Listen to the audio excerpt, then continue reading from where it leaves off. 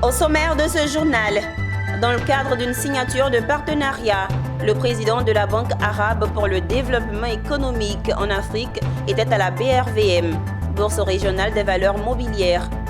Une autre signature de partenariat entre la Confédération générale des entreprises de Côte d'Ivoire et l'agence Côte d'Ivoire Export.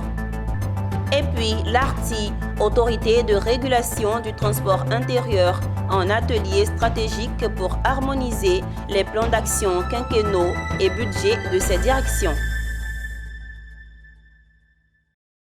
Madame, Monsieur, bienvenue au journal de Business 24 Africa. En début de cette édition, une note de partenariat en faveur des petites et moyennes entreprises. Le président de la Banque arabe pour le développement économique en Afrique était dans les murs de la BRVM, Bourse régionale des valeurs mobilières, ce jeudi 10 octobre à Abidjan. Une visite qui vient renforcer un partenariat récemment signé entre les deux institutions en faveur des petites et moyennes entreprises de l'Union économique et monétaire ouest-africaine. Walter Kofi.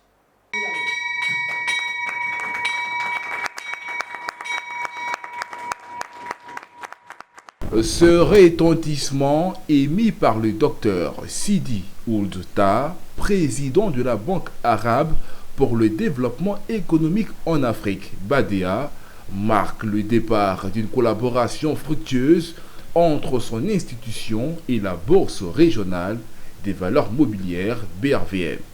Présent dans les locaux de la BRVM à Abidjan, il s'est vu félicité pour le travail qu'il a abattu à la tête de différentes institutions financières, dont la dernière en date est la BADEA. Une tâche dont s'est acquitté le docteur Edo Kossi Amenunve, directeur général de la BRVM, qui a aussi salué un partenariat stratégique scellé la veille entre les deux organisations pour un nouveau programme d'accompagnement des PME. Nous avons signé un mémorandum d'entente pour favoriser le financement des PME. Je crois que ce mémorandum est aussi le début d'un partenariat assez fort et fructueux entre la BADEA et la BRVM. L'engagement de la BRVM pour le financement des PME est un engagement fort. Nous avons une première expérience que nous avons déroulée de 2018 à 2022 à travers le programme Elite BRVM Launch qui a porté des fruits mitigés. Mitigés parce que l'objectif ultime d'avoir des sociétés à la côte de la BRVM n'a pas été atteint. Mais quand on vous a présenté ce programme, vous avez été tout de suite séduit en nous disant mais continuons. Quant au président de la BADEA, il a réaffirmé l'engagement de son institution à soutenir les efforts entrepris par la BRVM pour le développement durable de l'Union grâce à des mécanismes de financement innovants. Je voudrais vous réitérer l'engagement de la BADEA à faire de ce partenariat un modèle que nous pourrions ensemble répliquer ailleurs en Afrique, car je pense que les avancées déjà réalisées dans le cadre du programme Élite de la BRVM ont déjà balisé les chemins et ont permis de tirer des leçons importantes qui vont nous permettre de nous assurer toutes les chances de succès pour le programme que nous allons mener ensemble au cours des 5 prochaines années. Il faut dire que la BRVM et la BADEA ont signé un accord pour l'accompagnement des PME de l'UEMOA pour l'accès au marché de capitaux. Un accord qui a été scellé en marge de la 9e édition de l'Africa SME Champions Forum le 9 octobre à Abidjan. On s'intéresse toujours aux petites et moyennes entreprises africaines. Après Lomé en 2023, l'Africa SME Champions Forum a choisi Abidjan, la capitale économique ivoirienne, pour sa 9e édition qui a ouvert ses portes ce mercredi 9 octobre. Pour l'édition 2024, il s'agit de promouvoir l'émergence de géants industriels sur le continent, toujours conforme à son engagement de transformer le paysage des PME et soutenir la croissance de ces acteurs essentiels des économies africaines. Le récit de Konena Nourgo et Richard Akeke. C'est parti pour la 9e édition de l'Africa SME Champions Forum. Ouverte le mercredi 9 octobre à Abidjan, cette édition 2024 du Forum des 100 meilleures PME d'Afrique va discuter des blocages, mais aussi des opportunités d'affaires et de partenariat à travers le thème « L'émergence de géants industriels ». 2 jours de rencontres qui se décline en une série d'échanges dédiés à l'accompagnement et à la croissance des petites et moyennes entreprises du continent. C'est un forum avec 300, 400 participants, 500 PME. Et pour la première fois, nous avons lancé avec donc notre partenaire, la BADEA et les autres partenaires, ce concept des Top 100. L'idée est très simple, c'est d'arriver chaque année à sélectionner une centaine des meilleures PME du continent et les inciter à se regrouper, à s'allier, à créer des partenariats, des alliances pour grandir beaucoup plus vite. Et vous l'avez entendu dans les discussions, les banques de développement sont plus enclines à financer des entreprises qui déjà ont une certaine taille pour absorber leurs fonds. Or, une petite entreprise a du mal à absorber ses fonds. Donc l'idée, c'est vraiment d'arriver à réunir des entreprises qui ont cette capacité et de devenir demain des géants industriels. C'est pour ça que le titre du forum, c'est les géants industriels, et dans différents secteurs. Et donc c'est ça le contexte du forum de cette année qui est vraiment particulier. Présent à cette 9e édition du Forum des 100 meilleures PME d'Afrique, des chefs d'entreprise, des institutions financières, des sportifs, des startups et des experts en développement des PME, mais également des officiels ivoiriens à l'instar du ministre de la Communication, Amadou Koulibaly, qui a salué cette initiative. Un forum qui bénéficie de l'accompagnement de plusieurs partenaires, dont la Banque arabe pour le développement de l'économie en Afrique, BADEA, qui a son plan d'accompagnement des PME du continent à l'international. Notre contribution au niveau de la BADEA pourrait se faire à travers 3 instruments. L'instrument des financements concessionnels pour aider les États à mettre en place les structures et les mécanismes idoines pour soutenir les petites et moyennes entreprises. Le financement à travers le système bancaire, à travers des lignes de financement dédiées pour les petites et moyennes entreprises, et aussi les dons d'assistance technique pour le renforcement des capacités. Voilà ce que nous pouvons apporter. Mais seuls, nous ne pouvons rien faire si nous n'avons pas l'adhésion des petites et moyennes entreprises, mais aussi l'adhésion de tous les acteurs. Initié depuis 2014, l'Africa SME Champion Forum sert de plateforme dynamique pour favoriser les connexions et stimuler des solutions innovantes. Le patronat ivoirien, représenté par la Confédération générale des entreprises de Côte d'Ivoire et l'agence Côte d'Ivoire Export, ont signé une convention ce 10 octobre 2024. Cette signature de convention est le point de départ de la mise à disposition de la plateforme African Trade Gateway d'Afreximbank aux entreprises exportatrices ivoiriennes dans le cadre de la mise en place de la zone de libre-échange continentale africaine. Nos reporters Philippe Zaboué et Marius Siri ont assisté à la signature de cette convention. Suivez. ATG, African Trade Gateway, proposé par Afreximbank, est une plateforme multifacette qui connecte les acteurs économiques en répondant à leurs besoins de financement, de recherche de marché et de diverses opportunités du commerce international. Cette solution innovante est destinée aux entreprises exportatrices.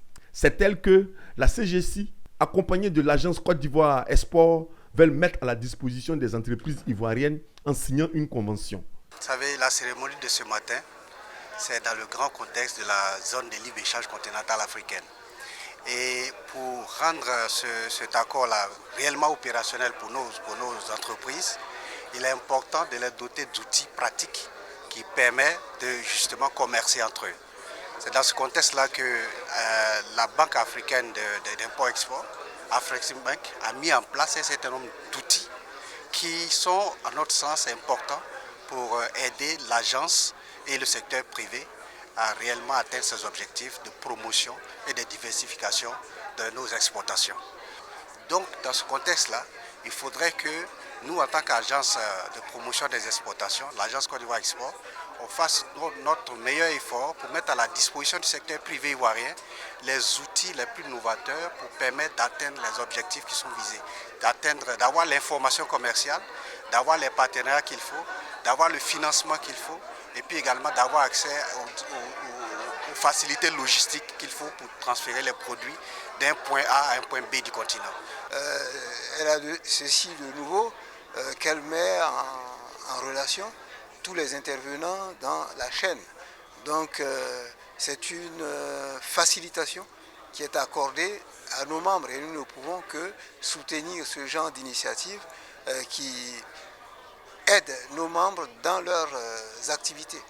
Quant au représentant d'Afreximbank Côte d'Ivoire, il a présenté les avantages d'ATG. Alors, l'écosystème ATG, c'est un regroupement de 6 plateformes. Le référentiel MANSA, le système de paiement et de règlement africain PAPS, la bourse du commerce ATEX, Trada, ATG Connect.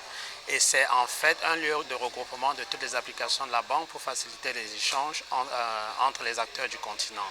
Vous avez le référentiel MANSA qui permet d'améliorer l'identification et la conformité des acteurs et toutes les autres plateformes qui supportent le commerce, tant dans les échanges de biens et services, les recherches de financement que la disponibilité de l'information sur le commerce. La convention a été signée devant le directeur de cabinet du ministre du Commerce, les représentants de la ZIRCAF et des acteurs économiques ivoiriens. Intéressons-nous à la 4e édition du Salon international des épices et des condiments qui a ouvert ses portes à Abidjan autour du thème « Épices de qualité vers une production durable et une consommation responsable ». Plusieurs exposants ont présenté leurs produits et services, parmi lesquels le FIRCA, Fonds interprofessionnel pour la recherche et le conseil agricole. Eunice Bogou et Doumbia Ayuba. Du 9 au 13 octobre 2024, le terrain de l'espace Sokosé 2 Plateau va abriter la 4e édition du Salon international des épices et condiments CEPIC. Le FIRCA, partenaire du CEPIC, a saisi l'opportunité de l'événement pour présenter aux nombreux visiteurs de passage ses actions en faveur du développement durable des filières agricoles, en particulier les filières gingembre et poivre. Durant ce salon, véritable plateforme de promotion agro-industrielle avec une grande diversité de produits transformés et d'acteurs. Le FIRCA a mis en avant ses initiatives visant à soutenir la compétitivité des producteurs d'épices et de condiments locaux. L'institution a mis en lumière, à travers l'animation d'un espace de rencontres, d'échanges et d'expositions, les projets mis en œuvre au profit des filières gingembre et poivre dont elle appuie le développement. Le CEPIC 2024 est aussi une occasion précieuse de découvrir des idées d'investissement, de nouer des partenariats et de promouvoir la qualité des épices ivoiriennes. La participation du FIRCA à cette 4e édition du salon témoigne de son engagement à valoriser les productions locales et à soutenir les acteurs du secteur agricole dans l'amélioration de leurs techniques de production et de commercialisation. Et pour le FIRCA spécifiquement, c'est la 2e participation. Nous étions là à l'ouverture, donc à la 1re édition, et nous sommes de nouveau là parce que les épices sont un élément qui est ancré dans nos habitudes. Et comme le FIRCA adresse l'ensemble des filières agricoles, c'est naturel que nous soyons participatifs, que nous soyons présents à un événement de ce type. Alors donc vous entendez, nous-mêmes entendons CEPIC, Salon des épices et condiments. Il n'y a pas, je pense, une famille, je vais plus près. Il n'y a pas une personne qui ne consomme pas de condiments, au moins, sinon des épices. C'est quelque chose que nous utilisons et la plupart du temps, ce qu'on trouve vient souvent de l'extérieur. Bon, pour les condiments, on va dire qu'on va consommer oignons, on va consommer piment, on va consommer, pas de problème. Mais pour ce qui est des épices, nous avons tendance à aller dans des marchés, supermarchés, dont je ne ferai pas la publicité ici, mais aller trouver des éléments qui viennent d'ailleurs. Donc, qu'est-ce que le FIRCA nous a apporté au niveau de la coopérative? Disons, la première chose, c'est un accompagnement au niveau des différentes études qui ont été effectuées, études déjà sur la connaissance meilleure de la commercialisation du poivre en Côte d'Ivoire, des études sur le type de poivre qui existe. Rappelons que le FIRCA est actif dans 3 domaines principaux: la recherche appliquée, le conseil, vulgarisation et la professionnalisation des acteurs, dans le but d'accroître durablement la productivité, la production et les revenus des acteurs. Une page de transport dans cette édition. Du 8 au 10 octobre 2024 s'est tenu à Abidjan un atelier stratégique sur le plan d'action des directions de l'ARTI, Autorité de régulation du transport intérieur. L'objectif général de cet atelier est de capitaliser, structurer et partager les informations sur les plans d'action communiqués par les directions et les modalités de leur mise en œuvre sur la période de 2024-2028. Le récit de Mondésir Nascimento. Selon un adage, la route du développement passe par le développement de la route. Autrement dit, sans développement des transports, pas de développement économique. Et les autorités ivoiriennes depuis plusieurs années ont placé le transport au cœur du PND tout en prenant le soin de créer les institutions pour développer ce secteur. Au nombre de ces institutions, l'ARTI, Autorité de régulation du transport intérieur, qui est un atelier depuis le 8 octobre à Abidjan. L'objectif général de cet atelier est de capitaliser, structurer et partager les informations sur les plans d'action communiqués par les directions et les modalités de leur mise en œuvre sur la période 2024-2028. Nzia Samoa Désiré, directeur général de l'ARTI, a invité ses collaborateurs à se projeter dans l'avenir avec point fort comment challenger dans une synergie d'action les défis du transport en Côte d'Ivoire à l'horizon 2028. Par rapport à la vision du président de la République, il a souhaité que, vous savez, il y ait un plan national de développement. Et étant donné que nous sommes une structure aussi de l'État, il est important qu'on suive ce chemin-là. C'est ainsi que nous avons initié, depuis le début de l'année 2024, une feuille de route que nous avons commencé bien évidemment à mettre en œuvre. Aujourd'hui, c'est une feuille de route quinquennale, c'est-à-dire qui va aller jusqu'à 2028, c'est ça. Et donc aujourd'hui, nous nous retrouvons ici pour peaufiner cette feuille de route. Et vous savez, toute feuille de route va forcément dégager ce qu'on appelle un budget, forcément. Donc il y aura, on va travailler sur le budget de 2025 à venir, que nous allons présenter au Conseil de régulation. Et aussi, nous allons travailler sur les activités de 2026, 2027, 2028. Et vous savez, une feuille de route, donc sachez que ce n'est pas statique. Forcément, à un moment donné, il y aura toujours chaque année la revue de la feuille de route. L'autorité de régulation du transport intérieur ARTI est une autorité administrative indépendante créée par la loi numéro 2014/812 du 16 décembre 2014. Dotée de la personnalité juridique et de l'autonomie financière, l'ARTI est chargée d'exercer pour le compte de l'État la régulation du transport intérieur dans les secteurs routiers, ferroviaires, pluvio-lagunaires, lacustres et maritimes en ce qui concerne le cabotage.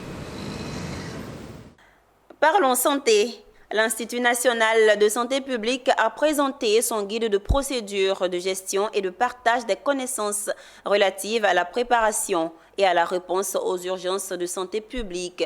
Un guide innovant qui vise à renforcer la préparation et la réponse aux urgences de santé publique en Côte d'Ivoire en s'appuyant sur les leçons tirées des récentes épidémies. Walter Kofi et Marie Sissiri.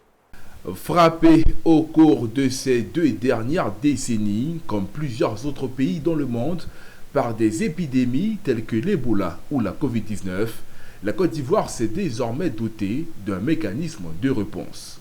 Conçu par l'Institut national de santé publique, ce guide de procédure de gestion relative à la préparation et la réponse aux urgences sanitaires a été présenté aux acteurs du monde de la santé.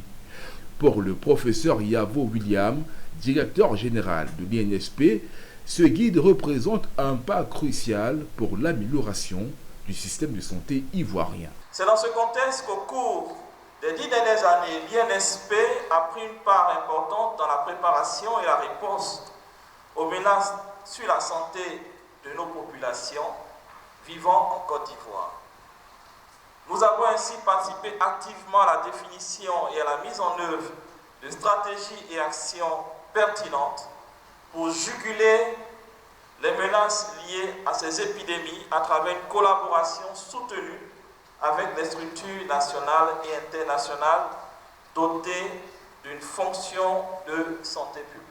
Se réjouissant de la mise en œuvre de ce guide, le directeur de cabinet du ministre de la Santé, Dr Aka Kofichal, a interpellé l'ensemble des acteurs du système de santé ivoirien à s'approprier ce manuel. Mais vous savez que depuis des années, nos différents pays, surtout les pays en Afrique, font face, mais également les pays au niveau du monde entier font face à des épidémies. Et vous avez cité des épidémies que la Côte d'Ivoire, à travers le ministère de la Santé, a géré avec efficacité. Donc aujourd'hui, on peut dire que la Côte d'Ivoire est prête à faire face à toutes les épidémies. C'est justement dans ce sens que nous sommes venus aujourd'hui, au nom du ministre, pour procéder donc à la présentation du guide de procédure, de gestion et de partage des connaissances et des leçons apprises de la gestion des épidémies déjà passées. Parce qu'il ne faut pas tout reprendre à zéro. On ne part jamais de zéro. Et aujourd'hui, pour avoir géré un certain nombre d'épidémies, de pandémies, nous pensons que le pays a le devoir de capitaliser tout ce qu'il a pu faire de bien pour pouvoir préparer à répondre efficacement aux épidémies futures. Faut-il le rappeler, l'INSP est un institut de référence en termes de formation et de recherche avec ses centres de recherche et de services de santé aux normes internationales sur le paludisme, la nutrition, le diabète et la santé mentale. Nous parlons toujours de santé. Pierre Demba, ministre en charge de ce département, a procédé à la remise de feuilles de route au comité d'orientation et de surveillance des hôpitaux. L'objectif de la remise de ces documents clés est d'améliorer la qualité des soins, d'optimiser la réforme hospitalière et de renforcer la gouvernance des établissements de santé publique à travers tout le pays. Réunis au cabinet du ministre de la Santé, les 16 membres du COS entendaient Comité d'orientation et de surveillance ont reçu leurs feuilles de route. Ce sont des documents qui permettront aux hôpitaux d'orienter toute leur politique, qu'elle soit de gestion financière, de prestations médicales et de prise en charge. En remettant ces documents stratégiques dans un contexte marqué par des réformes profondes visant à rendre le système de santé ivoirien plus résilient et accessible, le ministre de la Santé, de l'Hygiène publique et de la couverture maladie universelle, Pierre Demba, a rappelé que cette initiative s'inscrit dans la lignée des signatures de contrats de performance avec les directeurs des hôpitaux. Le ministre a insisté sur l'importance de la transparence et de la bonne gestion des ressources dans le cadre de cette réforme. La mission qui est la vôtre est une délégation du rôle que l'État doit jouer auprès de ces établissements à qui l'État a concédé, comme vous le savez tous, la mission donc, de prendre en charge des soins des Ivoiriens, pour lesquels l'État consacre d'énormes sacrifices en investissant aussi bien sur les infrastructures, sur les hommes et sur les intrants stratégiques. Malgré les efforts, et nous savons tous que beaucoup reste encore à faire, mais ce qui nous permettra d'aller plus loin, c'est les résultats de ces établissements vis-à-vis des populations. Il faut que nos établissements, qui ont la responsabilité de soigner les Ivoiriens, puissent assumer leur rôle d'établissement de soins de qualité, accessibles à tous, y compris les couches les plus vulnérables de notre pays. Les COS sont des comités composés de personnalités qualifiées et des représentants des ministères techniques, des collectivités locales, ainsi que des usagers du système de santé. Leur rôle, faire la supervision et l'orientation des activités des hôpitaux publics.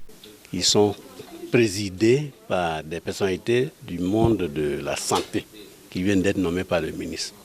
Leur rôle, c'est d'orienter, c'est de coacher, c'est d'encadrer les différents directeurs des hôpitaux, des structures sanitaires qui viennent d'être nommés par le ministre.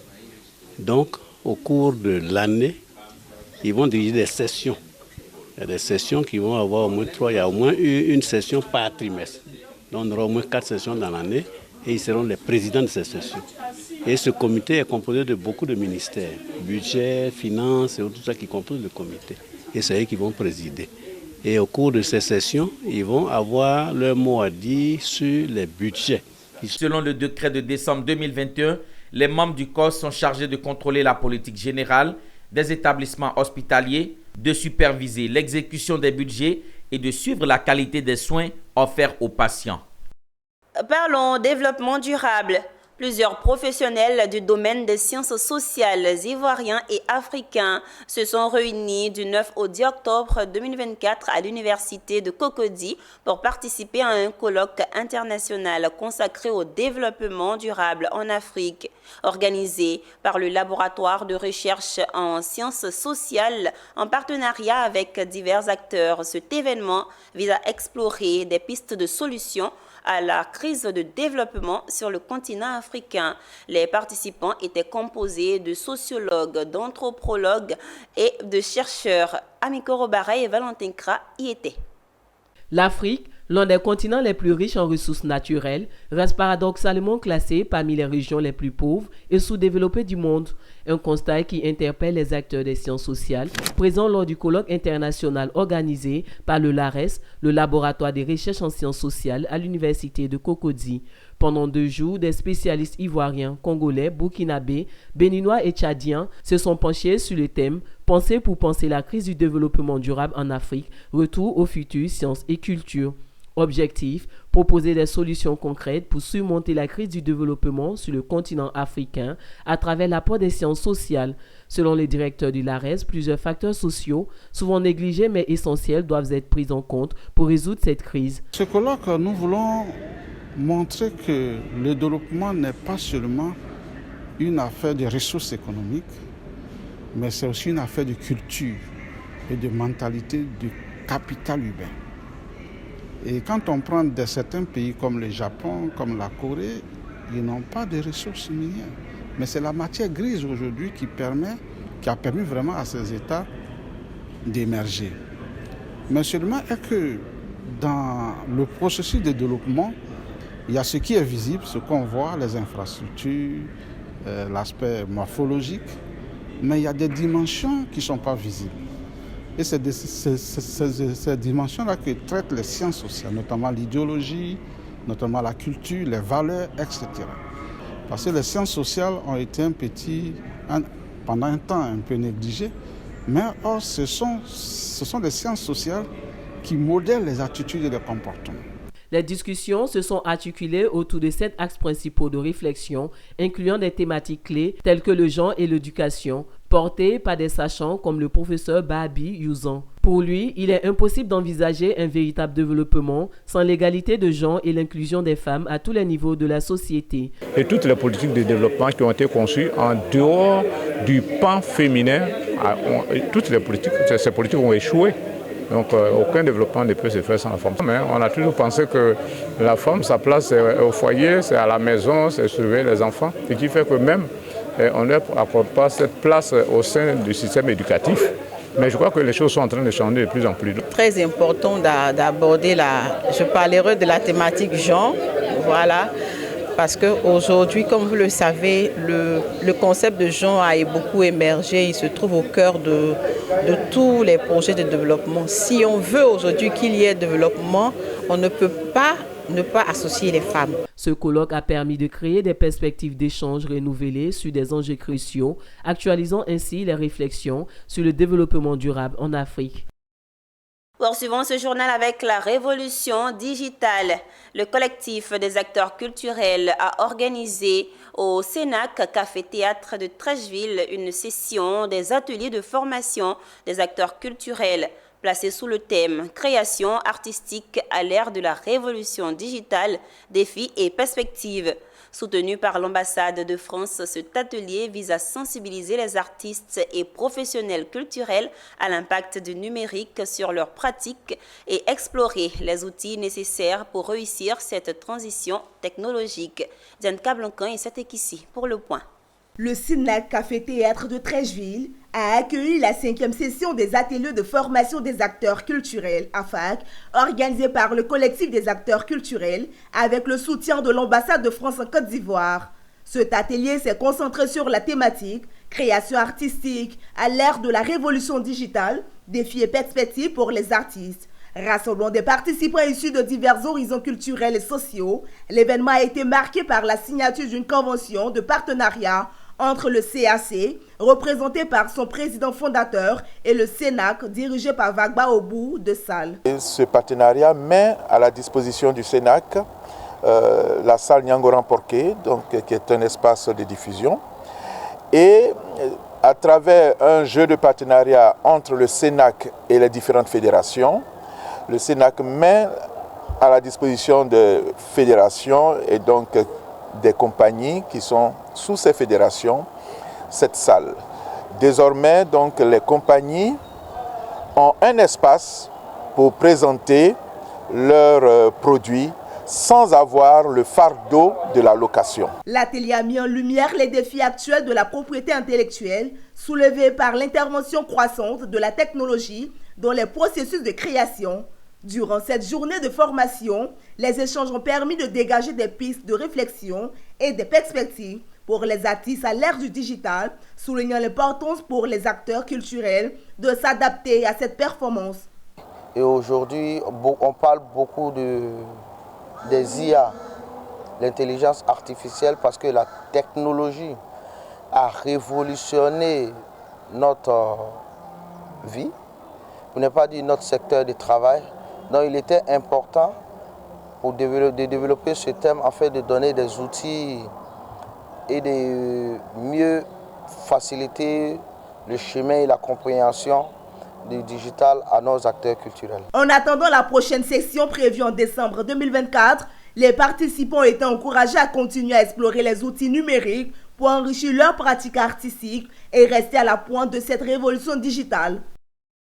Rendons-nous à Bandoukou. La Fédération des femmes du secteur du vivrier de Côte d'Ivoire, dirigée par Bayoro Lucie, a récemment inauguré une nouvelle coopérative de femmes, l'Union des coopératives des femmes du département de Bandoukou.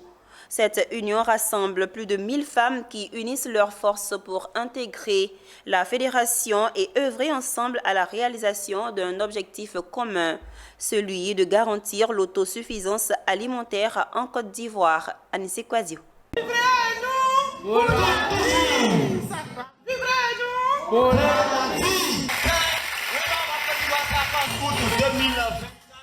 Les femmes de l'Union des coopératives de Bandoukou, plus déterminées que jamais, veulent faire de la Côte d'Ivoire un champion de l'autosuffisance en produits vivriers.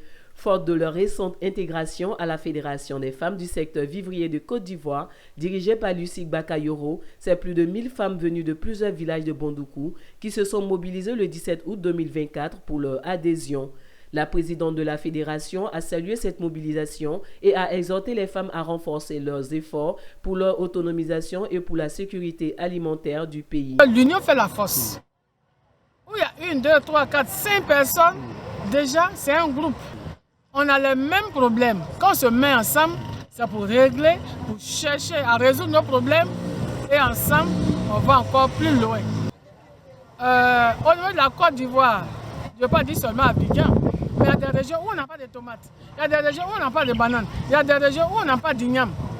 Il y a igname ici, on peut prendre igname, on va parler dans tel, quand on a tel comment, on peut le mettre en contact avec les gens. En rejoignant cette fédération, les femmes de Bandoukou souhaitent contribuer activement à l'autosuffisance alimentaire. Le directeur exécutif de la fédération, Koulibaly Youssouf, a encouragé les membres à rester unis et à saisir les opportunités offertes. Une société doit avoir des papiers. La première des choses, on va vous aider à faire vos papiers. Vous savez, quand tu ne sais pas faire quelque chose, tu ne peux pas réussir dedans. Ce que nous vient de voir là, le nom qu'on vient de voir là, on veut que vous restiez comme ça et que vous devenez encore plus nombreux. Soyez soudés. Parce que vous avez choisi la présidence par consensus là. Il ne faudrait pas qu'on entende qui est pas là. Il ne faudrait pas qu'on entende que non, il y a division. Kwadjo Afwa Delphine, élu à la tête de l'Union des coopératives de Bandoukou, a exprimé ses attentes et doléances pour atteindre les objectifs fixés. On souffre trop, on va au champ, on fait travaux champêtres, on n'a pas les moyens, donc on veut de l'aide. Aide comment? Souvent, il y a des trajets où on ne peut pas partir dedans. On veut des motocars pour pouvoir nous aider. On veut des choses, des matériels pour travailler. Même l'eau, ça nous manque. Donc tout ça, là, des forages, tout ça, là, on a besoin de ça. Même nos routes actuellement, là, pour se déplacer, pour aller en ville, en tout cas, c'est des problèmes. Créée en janvier 2021, la Fédération des femmes du secteur vivrier de Côte d'Ivoire compte aujourd'hui environ 10 000 membres. Avec des partenaires comme ONU Femmes, elle a déjà formé plusieurs femmes ici et en France. Elle continue ses initiatives, dont les Journées nationales du vivrier, dont la 3e édition se tiendra les 11 et 12 octobre 2024 à Fresco. Ces journées réuniront des femmes de toute la Côte d'Ivoire pour discuter sécurité alimentaire et autonomisation des femmes. Et en images pour terminer ce journal, en Afrique du Sud, le département de l'agriculture, de la réforme agraire et du développement rural prévoit de délivrer des permis pour l'importation de soja génétiquement modifié depuis les USA. C'est ce qu'indique le département américain de l'agriculture dans un rapport. Cette démarche des autorités sud-africaines vise à combler un déficit de production de 200 000 tonnes au terme de la campagne agricole 2023-2024. Ceci marque la fin de ce journal. Merci de votre fidélité. Les programmes se poursuivent sur Business 24 Africa, la télé utile.